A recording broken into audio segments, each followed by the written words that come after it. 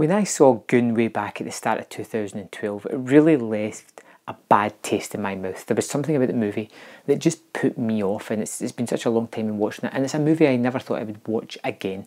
But with the sequel coming out, I thought, you know what, I'm going to revisit this movie, which a lot of people seem to like, and see why it didn't quite connect with me. And I think it is down to the portrayal of the lead character played by Sean William Scott. Doug, who becomes a enforcer in an ice hockey team, the kind of guy that fights and doesn't really do much skating but just kind of beats up the other team when required to, is a very simple character. And he himself states himself that he's dumb, he's not as smart as everybody else, and I think the movie kind of hammers you over the head with that. They treat him as an imbecile, and that was something that always kind of stuck with me and just didn't leave a good feeling about the movie, as if this guy was being manipulated. But after a period of time, it's always good to revisit a movie, especially one that you hated, to see if your opinion was unjustified or if it was justified. So that is why I rewatched Goon, and I found the movie to be better on a rewatch.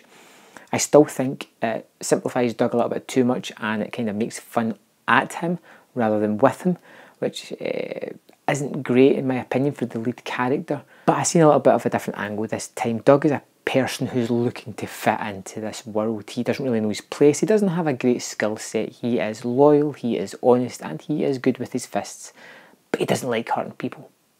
And with hockey, he finds a place where he is brought into a family, where he is accepted for who he is. A bruiser, somebody that can protect the team, the kind of sort of patriarchal figure that can look after everybody on the ice. And I think I maybe missed that the first time. It doesn't mean the movie's terrific. I may have misjudged it the first time I watched it. Sean William Scott is particularly good as Doug. Like him, he gives him a kind of pathos and innocence about the character. But when it gets to the fight scenes, there are vicious throwdowns, and they look painful, for lack of a better word. The movie's given an antagonist in Ray, played by Liev Schreiber, a man who just kind of looks greasy, dirty, and the kind of person that would just beat you up for no reason whatsoever. And he is kind of like an older version of Doug.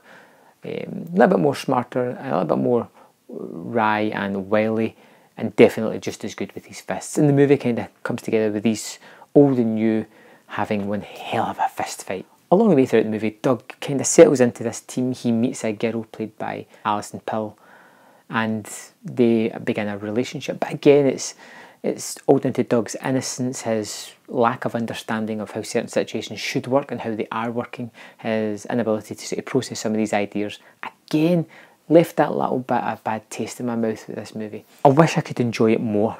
I definitely enjoy the second half of the movie a lot more than the first part, where Doug is trying to find his way, rather than the second part when he's in this team and he is given a role and he knows how to do what he's been asked to do. I like that.